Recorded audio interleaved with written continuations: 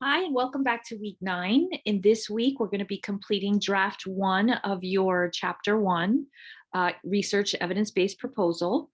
Last week, we worked on the first 3 parts, and this week, hopefully during your class time, you will be able to complete the last 3 parts. So again, here is an example of the thesis rubric, the layout. Just so we're clear, you are in chapter 1, which is we're going to be completing in this class. So far, we've already completed intro, background, and significance. And this week, we will finish purpose, PICO, and conceptual and operational definitions. You will not be completing your abstract at this point. You need to be able to complete your research project before you can actually put together your abstract. So also included in chapter 1 will also be your intro, your title page, your table of contents, as well as your references. So you are looking between 10 to 15 pages for chapter 1. And the completed rubric will probably be, the completed thesis will probably be, I would say 40 to 70 pages in length. But remember, it's not that we're looking for length as much as we are looking for quality of content. So just keep that in mind. All right, so here's the chapter 1 outline again. Intro, background, significance was last week. This week is purpose statement, which you are going to use to summarize your overall study goal, identify key concepts and variables, and the population. Make sure you communicate the underlying research tradition of qualitative studies or experimental or non-experimental in terms of a quantitative study. PICO question, you know how to write out at this point. And then you're going to be doing your conceptual and operational definitions. So this is what's going to help explain and provide the framework of your study and how you're going to conduct the research. I'm going to be showing you videos to help break down the 3 different ones, just like we did last week. But I would encourage you to especially pay close attention to the conceptual and operational definition videos because this is pretty complex and it does get a little technical. So again, these are the last 3 sections you're going to work on in class today. Hopefully you'll have your outline completed for by the end of class today. You will be working with your group members. Please use this time to have each other proofread the paper and just look to make sure that they, if they have any questions or need clarity in any of the things you're writing. That's always very helpful. Okay, here's a video to explain a research purpose statement, and this is by Nurse Killian. So let's listen to what she has to say. Did you know that writing the research purpose is the most important step in writing your research proposal or publication?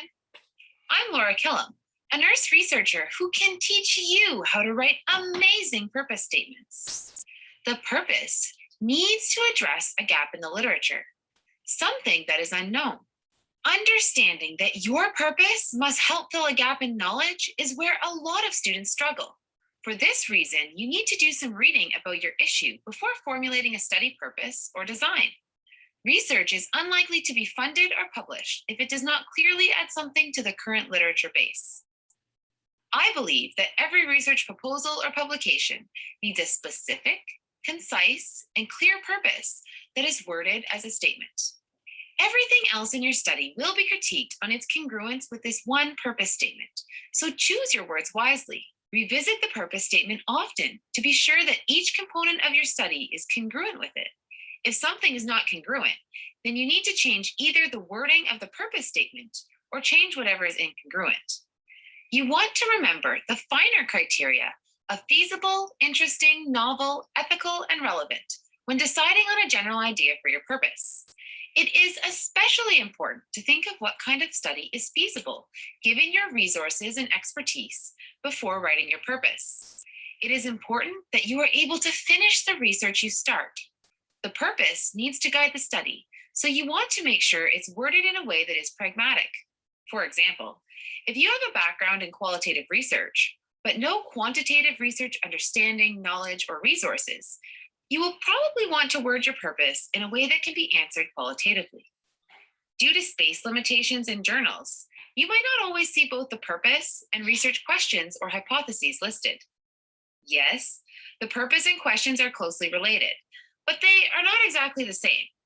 I will talk about that more in another video, but every study should have a clear purpose, especially in research or ethics proposals. Let's talk about how to write your purpose. A purpose statement needs to be clear. Don't get too fancy. Start with the purpose of this study or the aim of this study. Readers critiquing your study will thank you for making your purpose statement clear and easy to find. My favorite journals even go as far as to have a heading in bold that says aim or purpose. The purpose needs to be easily found.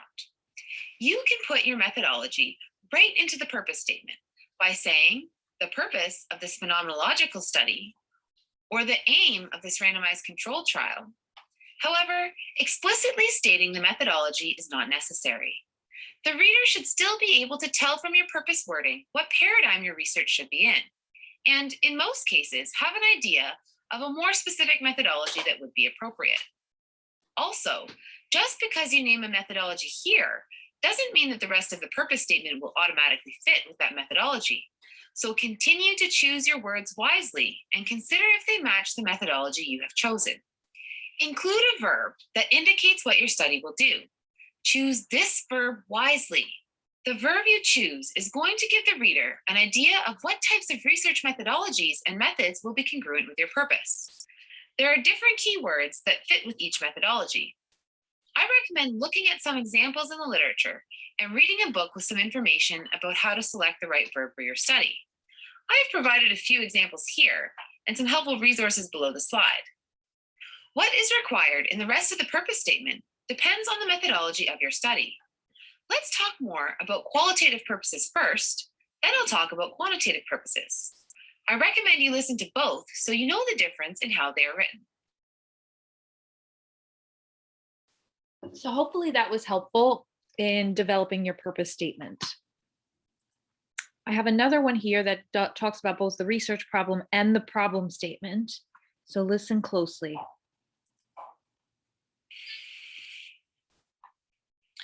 Welcome to one of the first webinars on developing your research problem and your purpose and all the statements that make up kind of an introduction to a literature review. SK2 is about a literature review, and literature reviews start with a problem statement, a purpose statement. This all starts before you begin your research question. And as you see, I kind of have three titles on this, but the end of it is preparing your argument. So think of yourself as doing just that. You're preparing your argument for what you're going to discuss in the literature review, the end-all goal of SK2. So let's look at some definitions first. Research problem, Hauser states, it's the statements of disparity between what you know and what needs to be known. And we discover this through investigation of a literature review. So you develop a research problem statement, and this is generally going to be your big purpose, is that you're defining what we know, and then you can say, thus, this is what we don't know yet. Then you move into a research purpose. So you say, since we don't know this about the problem, here's the purpose of this study. And it's your description of the direction of your inquiry. And before I begin, I want to tell you that I am using Hauser as a text. Tappan is our text, and I love Tappan, Janet Tappan. And I also, is she Janet Tappan or is it Janet Hauser? Can't remember. It's Janet Hauser. Can't remember Tappan's first name. I like them both, but I purposefully did this webinar and the following webinars with Hauser just to give you a little bit broader view of how nursing educators talk about nursing research and talk about specifically literature reviews here and preparing for a literature review. So the first thing we think about is our research problem. And I bet you have that in your head already. The problem is the why. You first start addressing the problem, and really anybody would probably address the problem the way you are. Most likely, they're all going to see, here's the problem with nursing education, or here's the problem with caring for children with physical disabilities, or here's the problem of blah, blah, blah. So really anybody would see this the way you see it. It's most likely a problem that is well known, but you want to outline it, and it's kind of your setting. Then you're going to outline your research purpose, and that's the what. And that's when you just start to describe your personal goals of research. Both of these are not huge statements, but they support each other. You want to look for clarity so that when someone's reading it, they understand what your setting is and what your general intent is, and that you want to look for support. So let's go into talking about just a research problem, the why. Hauser tells us these are declarations of gaps or disparities, what we know, what we don't know. It defines your area, your setting.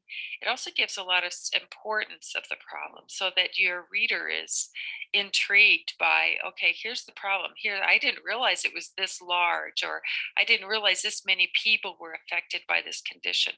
Those are, and I didn't realize these are the consequences of this problem. Those are the kind of things you want to show to engage people so that they care about what you're writing on. And typically this is topic that is located in the beginning of the report, has your introduction.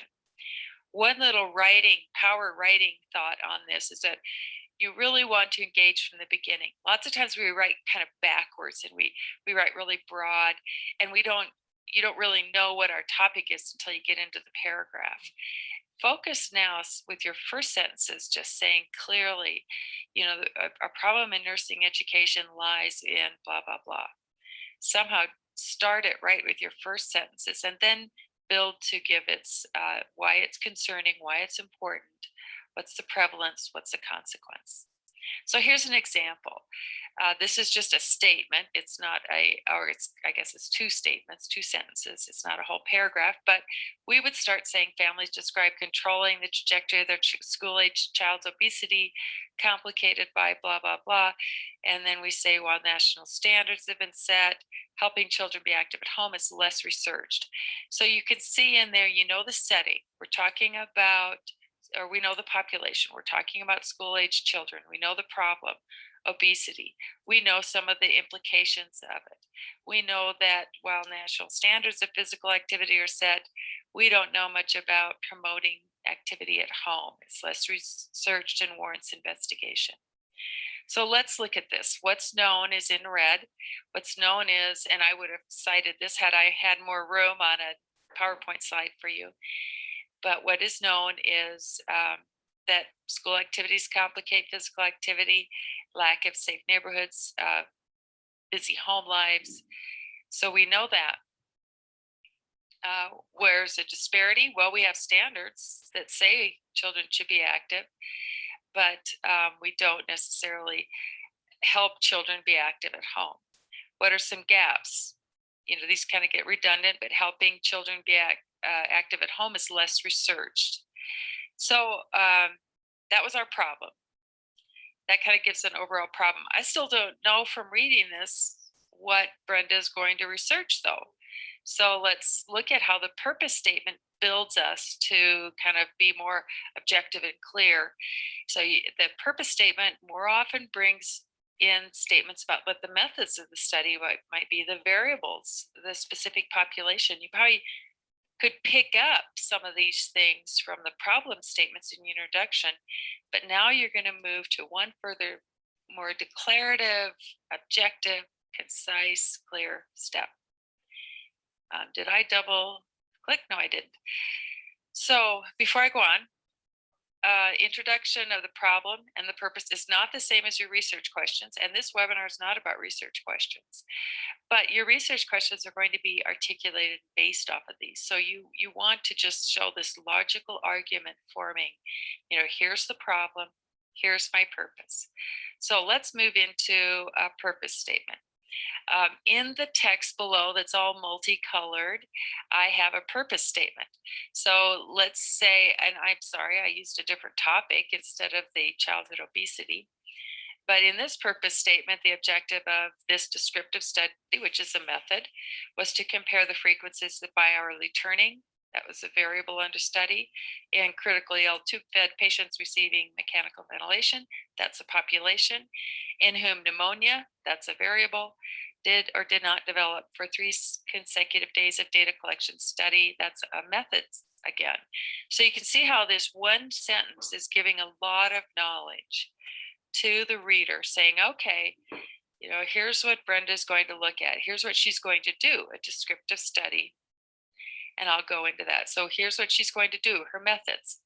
descriptive study, data collection study. That's kind of repetitive, and I took this directly out of Hauser, so I really would word craft this to come back and put data collection with descriptive. So I might say that just the objective of this descriptive study through data collection was to compare.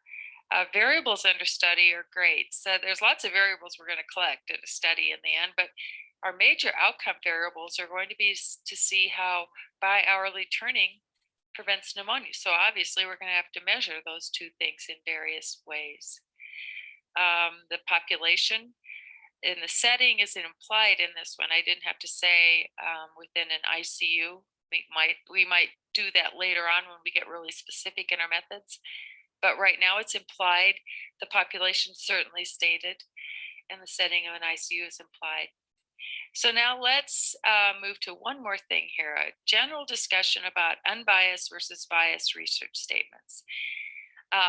Sometimes we're declarative in a way that's actually biased.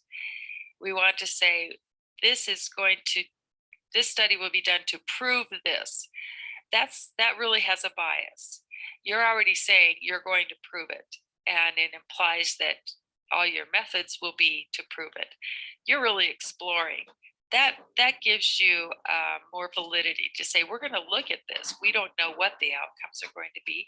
We're certainly going to control as much as we can in this study to get some accurate results, but we're not going to be really pushy on the bias kind of statements. This leads us, anytime readers kind of say, oh, they're going to prove this, so they're going to see it. If they're looking for it, they're going to see it and they're going to prove it. That really lends readers to question the validity of your methods or your beliefs, and were you really unbiased when you went into this? So just watch for how you word it to be the most unbiased you can. There's other things with bias, I should just say, and Tappan definitely will guide you to it, as many other researchers will as well. But this is one way to look at bias in your problem statements and your purpose statements. Another thing that you want to explore is, does your purpose statement fit where you're going to launch to next, your research design? This is a little trickier to get into, but you can just kind of feel it as you go along, and you can read about good fit. So your argument here, your problem and your purpose statement are kind of leading you to say, thus, we're going to do this kind of study. So definitely Tappan and Hauser and other research texts will give you a good way to look at how your research design fits well with your research question. Research question should really grow your research design. So if you, I've got another topic here, and you can see one statement says the purpose was to determine the direction and strength of the relationships between depression and independence. The other one says the purpose of the study was to measure the effects of depression. So one might be, if you were doing a quantitative correlational design, you can see relationships has more with correlations than just measuring the effects. So a good versus a bad fit is a little bit of a slippery thing, and you will come to that more in SQT2. But right now, it's something to just think about, to look at what you're saying. When you finally finish your problem and your purpose, and you say, okay, the purpose of this study is to determine what, it's going to lead you more to understanding what your design will be. But first, you have to get ready for your research questions. So that will be another webinar. And thank you for turning into this one, and hope it was helpful. Here's my data or my contact information, so please. So next up, we're going to watch a video to review, again, PICO. I know we've probably seen this before or a version of it, but it's so important to understand the breakdown of your PICO and how you're going to need to incorporate it into your thesis, that I figured it would be good if we watched a short video just to review that as well.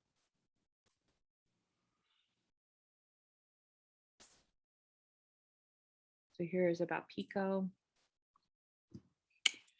This tutorial will teach you how to use PICO, a model that outlines your clinical research question. It acts as a framework, asking you to think specifically about different aspects of what you want to investigate, and is a fundamental part of evidence-based research. The first 4 letters are generally always needed, while the 2 T's on the end may be optional. Let's start with the first 4. P is for patient or population. Who is receiving the treatment and what are their characteristics? I is for intervention or interest. What do you plan to do, such as a specific treatment or therapy? C is for comparison. What are alternative methods or treatments to your intervention? And O is for outcome. What do you expect to see or want to happen? We'll now go into a little more detail on what each letter means. Patient or population. How would you describe your patient? What are the most important characteristics of the patient? This may include the primary problem, disease, or coexisting conditions. Gender, age, ethnicity, or location are additional descriptors that may be relevant to your research question. Intervention or interest. What main intervention, prognostic factor, diagnostic test, or exposure are you considering? What do you want to do for the patient? Prescribe a drug, perform a test, order surgery? Comparison. A good analogy for comparison are the variables and controls in a scientific experiment. The variable is the group you are experimenting on, and the control is the group you are leaving alone to compare your variable with. The comparison in PICO can be thought of as the control group. You're comparing your intervention with another group or alternative. Are you trying to decide between 2 drugs, a drug and no medication or placebo, or 2 diagnostic tests? Outcome. What are you expecting to see? What are you hypothesizing that your intervention will cause? Time. Is there a time frame?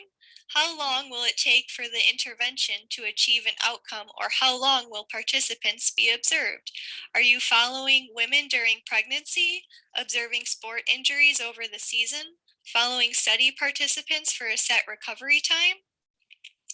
Type of question or study.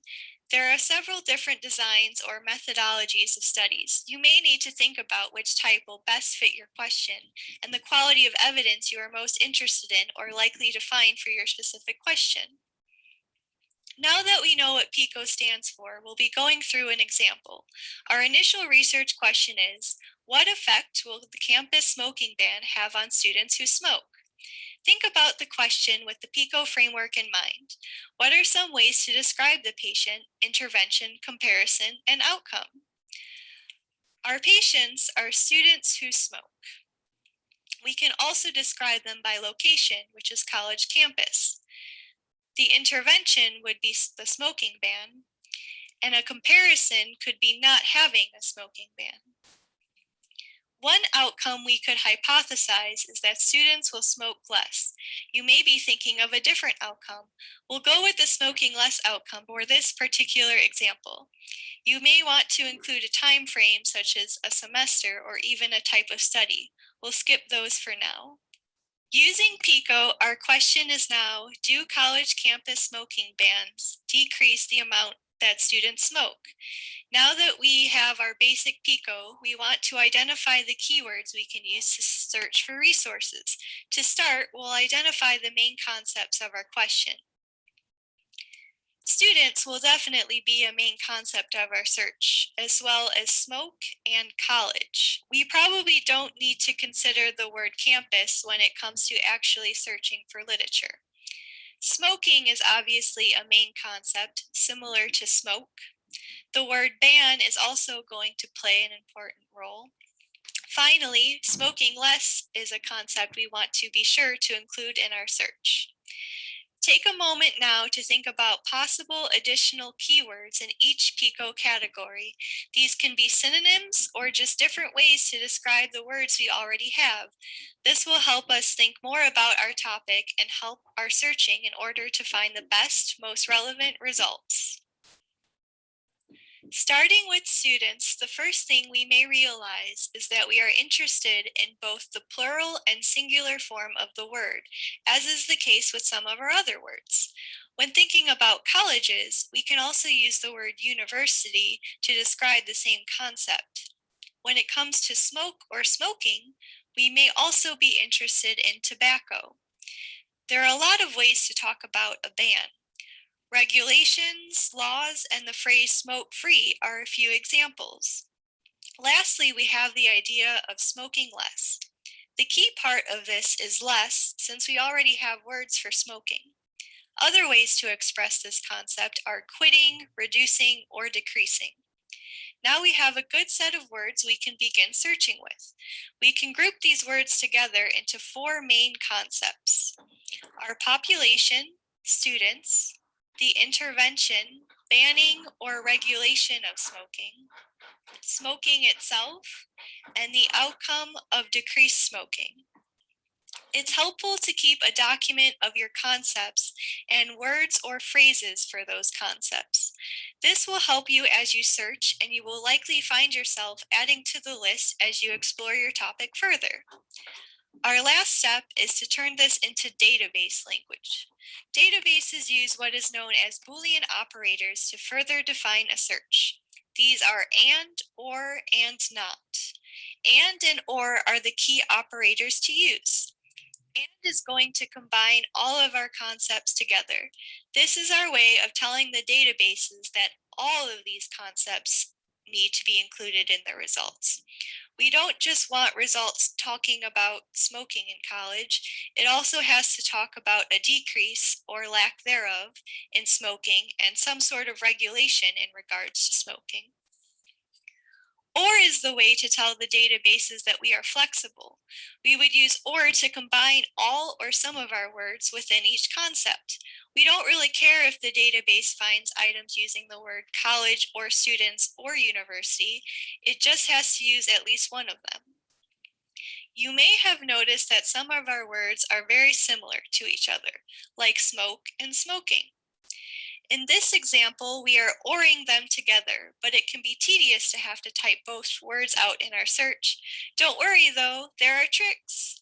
Instead of searching both words, we can search using truncation by putting an asterisk at the end or even the middle of a set of letters. This represents a wildcard, so any letters appearing after the asterisk are included in the search.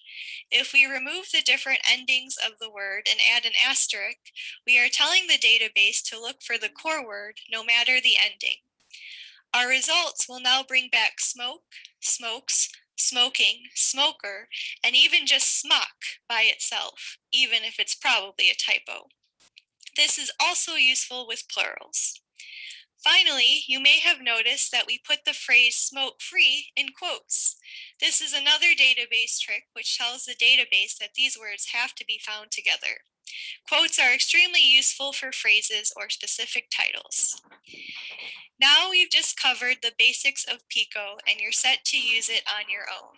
If you need further assistance, Okay, contact a librarian. So this was using the another review of Pico, but we've gotten into that a lot. You have the breakdown of it in the template we provided. So I feel like we're past Pico. The more important thing that we want you to focus on is the conceptual framework. So I have a couple of videos here. The first video is very basic about conceptual framework, and then it gets a little more complex as the videos continue. But here is a breakdown, very basic to start with. Do you have to write up a conceptual framework for your thesis? Then you should definitely keep watching. A conceptual framework illustrates what you expect to find through your research. It defines the relevant variables for a study and maps out how they might relate to each other. In this video, we'll go through an example with two key variables: hours of study and exam score. Hi, I'm Jessica from Scribbr, here to help you achieve your academic goals. You developed a conceptual framework based on your literature review. Speaking of which, we have a whole playlist on literature review. Check it out here. By looking at what other researchers have found or theorized, you can come up with ideas about the relationship between your variables. And based on what we've learned about these variables from a literature review, We think that studying more hours will cause a higher exam score. We want to test whether there is a cause and effect relationship between the amount of hours you study and the exam score you get. That means hours of study is our independent variable and exam score is our dependent variable, because we think that exam score depends on hours of study. A conceptual framework can be designed in many different ways. The form yours takes will depend on what kinds of relationship you expect to find. To visualize our expected cause and effect relationship, we will use the basic design components of boxes, arrows, and lines. We use the boxes for the variables and an arrow starting from the independent variable to indicate a causal relationship. Now that we have the basics laid down, let's move on to expanding the conceptual framework. As you develop your conceptual framework, you should also aim to identify other variables that might influence the relationship between your independent and dependent variables. Here are some common variables to be incorporated into the conceptual framework: mediator variables, moderator variables, and control variables. A moderator alters the effect that an independent variable has on a dependent variable. For example, the variable IQ moderates the effect that the number of study hours has on the exam score. In other words, the higher IQ, the fewer hours of study you must put in to do well on the exam. A mediating variable is a variable that links the independent and dependent variables, helping explain how or why the independent variable affects the dependent variable. For example, the hours of study impacts the variable number of practice problems completed, which in turn impacts the exam score. The more hours a student studies, the more practice problems they will complete. The more practice problems completed, the higher the student's exam score will be. By adding the mediating variable of number of practice problems completed, we help explain the cause and effect relationship between the two main variables. So while both moderators and mediators have an impact on the dependent variable, the key difference between them is a moderator is not affected by the independent variable. A mediator is affected by the independent variable. For example, the variable IQ is a moderator, not a mediator. Although IQ may impact the exam score, which is the dependent variable, the number of hours spent studying, which is the independent variable, does not affect IQ. This might be a hard pill to swallow, but no matter how many hours you study, your IQ will not increase. A control variable is a variable that is held constant to prevent it from influencing the outcome of a study. These are variables that aren't relevant to your research question. You're not interested in actually studying their effects. You just want to make sure they don't interfere with your results. For example, it's likely that if a student feels ill, they will get a lower score on the exam. Therefore, we'll add health as a control variable. Now you should know the basics you need to construct a conceptual framework. Click on this playlist to continue working on other parts of your research process. I'll see you in the next video.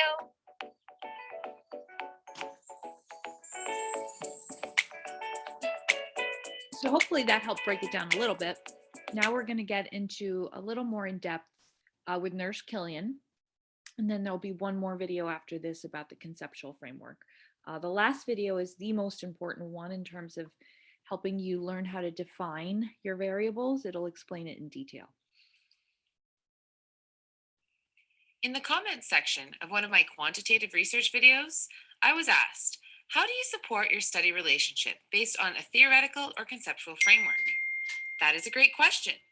There has been a large push from academic institutions and journals in recent years for the explicit use of these frameworks in research studies.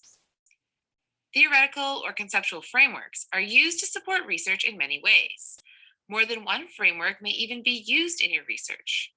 How they guide the development of a research study depends on your question and research design. Sometimes you need to know your theory before you begin your study, and other times it makes more sense to select it after data collection. I always tell my students that the research questions should drive all of the decisions in a study.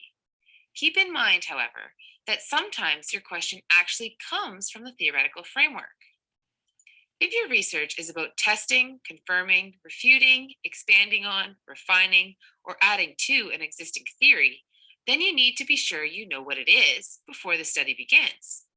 And I would explain it in the literature review section of your paper.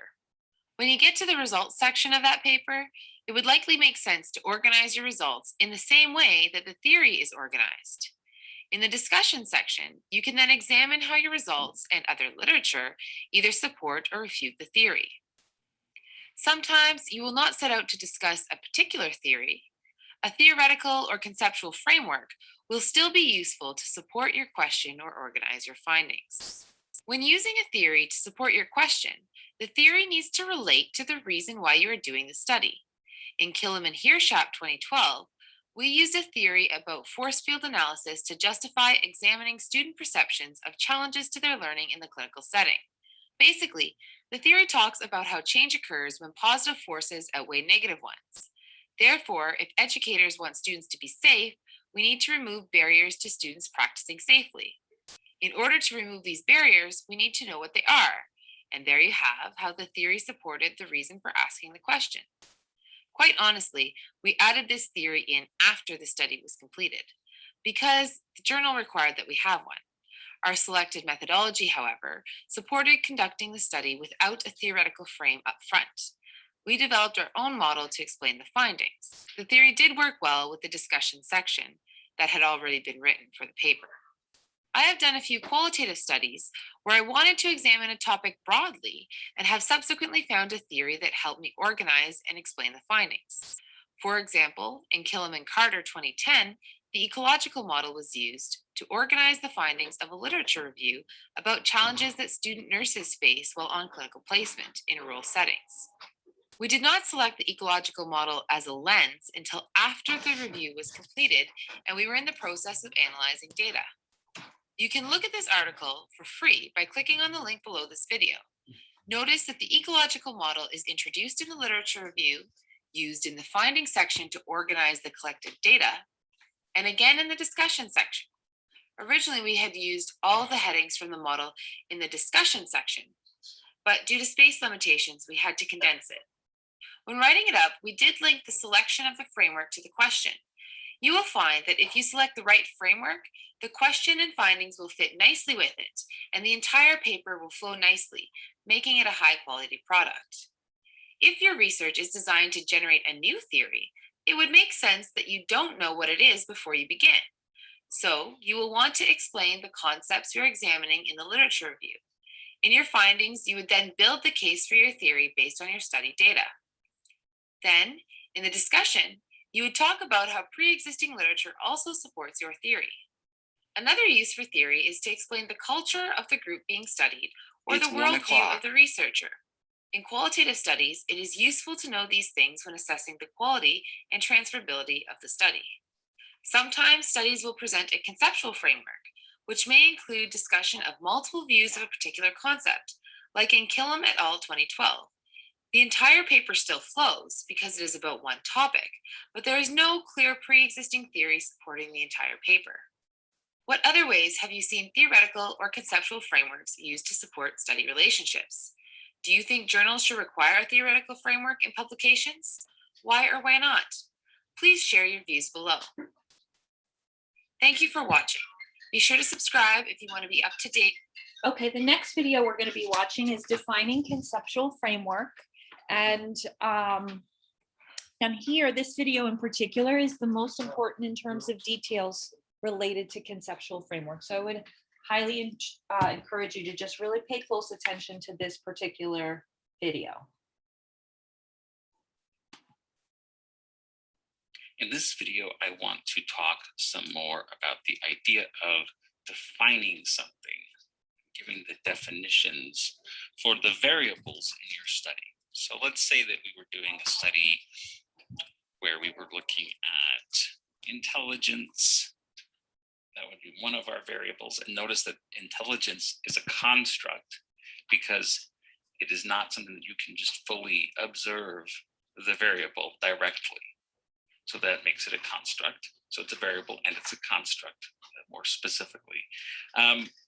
Let's also go with let's say we want to see how intelligence is related to academic success. So we are going to do a study where we see how well people are doing in school and whether that is related to how intelligent they are. And obviously we would expect there to be some kind of relationship, but we don't know for sure that there is until we've done the study, and we don't know how strong it is, and we don't know if it's consistent, if everyone who's intelligent does well at school, or if some intelligent people don't do well, and if some people with lower intelligence do really well. We don't know. So we might want to, it's a very reasonable sort of thing to want to look into. But we're going to run into a lot of questions in terms of how to define these things. First, I want to just point out what it means to define something.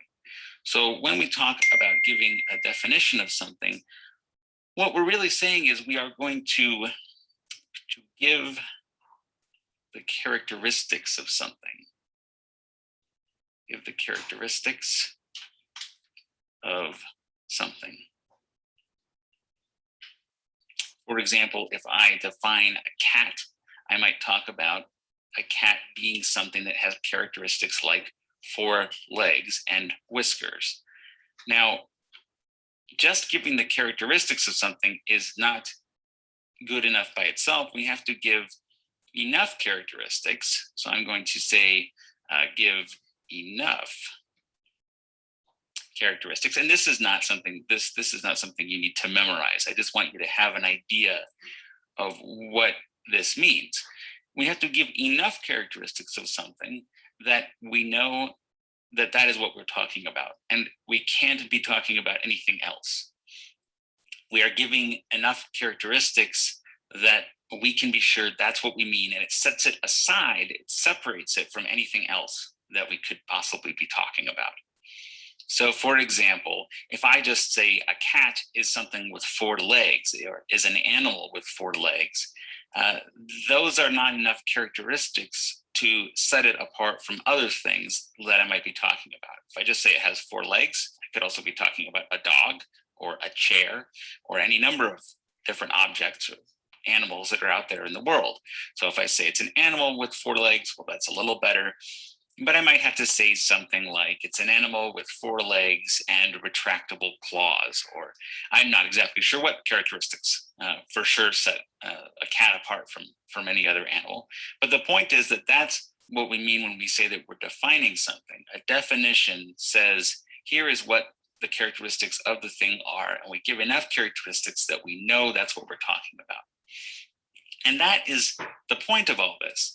When we do a scientific study, we have to be sure that we're being clear enough in defining the variables in that study so that other people know exactly what we mean, and they know that we aren't possibly talking about something else. So let's try to give some characteristics, and these are not official by any means or based on any research, but just sort of thinking about it off the top of my head. Intelligence, well, we might expect that somebody who has a high level of intelligence, that they can solve problems. That seems reasonable. They can solve problems. Maybe they can learn things. If somebody can't learn something new, that doesn't seem very intelligent. Sometimes people think of intelligence as being able to think very quickly about something. So can think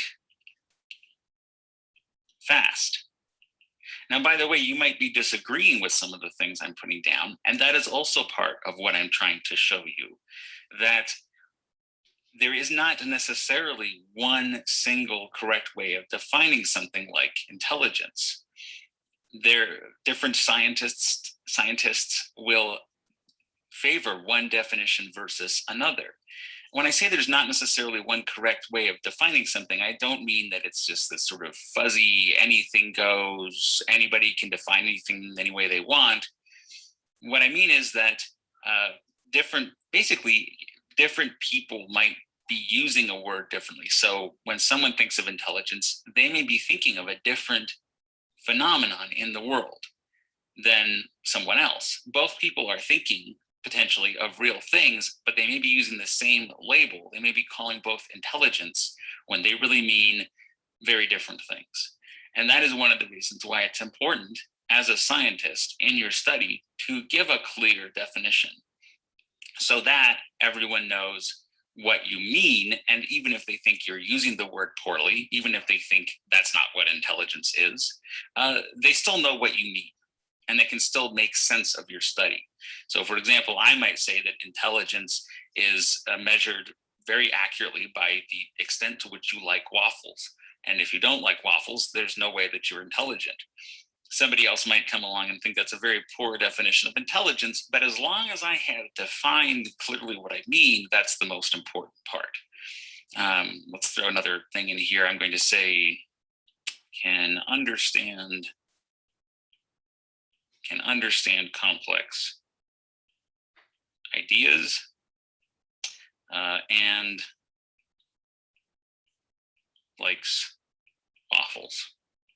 So now we have defined our variable or our construct of intelligence. Let's take a look at academic success. We might think of academic success as doing well on tests. And again, these are just things that I'm coming up with off the top of my head, not official researched characteristics of either of these things. Doing well on tests. But people might see, the thing is, people might come in here and say doing well on a test is not really a measure of how well you're doing in school. Some people might feel that that is the only measure that matters. You have good grades, you have a high GPA, that's what it means to do well in school. Someone else might come along and say, but doing well on tests is not necessarily representative of your actual knowledge. And they might consider academics success, and they might consider you to be successful only if you have actually learned a lot. So academic success means learning a lot. Or they might say it means developing useful skills for your career or useful life skills. Let's see, they might, something that we might not even think of normally as academic success would be something like building a strong, useful social network, social or professional network, so that this can potentially lead you to get into schools that you want to get into, or to go on to a graduate school that you like, or to get a job that you like. All of these things could potentially be considered part of academic success. You don't have to come up with the complete, comprehensive, ultimate, perfect definition of something when you're doing a study, but you need to think about what is it that you are trying to understand or that you care about in terms of one of the variables. What is it that you care about with intelligence? What aspect of that are you trying to understand, and how is it going to relate to your hypothesis? And are you defining that clearly so that people can understand what you mean? These, by the way, are what I would call conceptual definitions. And by conceptual, we basically mean what we normally mean by definition. You're giving the characteristics of something so that people can understand that you mean this particular thing and nothing else. We will talk about something, and the reason I'm giving you the term conceptual definition is because we're going to contrast that in the next video with something called an operational definition, which is quite different. But I don't want to confuse you with all the details I've talked about in this video.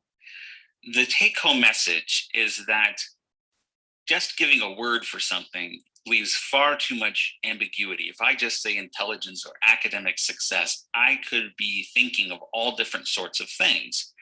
And if one scientist has a particular idea or definition in his mind, and another has a very different definition in her mind, and they both go out and do studies on the same, what it looks like they're doing studies on the same thing. So they both do studies looking into the strength of the relationship between intelligence and academic success. They might even call their papers the same thing. But let's say that they find very different results. Let's say one of them finds that intelligence is strongly related to academic success, and another finds out that it's only weakly related to academic success or not related at all. One of the possible reasons or explanations for them getting different results is that they were just simply studying different things. And that is why in your paper, it's important to be clear in defining what you have in mind and what you are actually studying, so that you can make sure, so if you have a situation like that where you get different results from someone else, well, people can look at your paper and say, oh, well, they aren't actually contradicting each other. They're just talking about different things. So that is one of the main issues why I want you to understand the stuff about definitions. I also want you to have this idea of this being what we mean by a conceptual definition, just trying to list the characteristics of something, because next we're going to talk about something very different called an operational definition.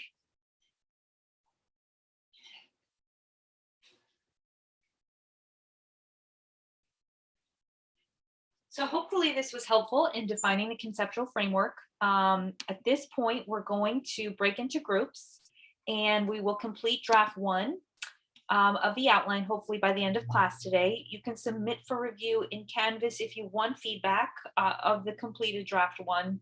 It's not required, but we do recommend it if you wanted a little bit of short feedback and just comments.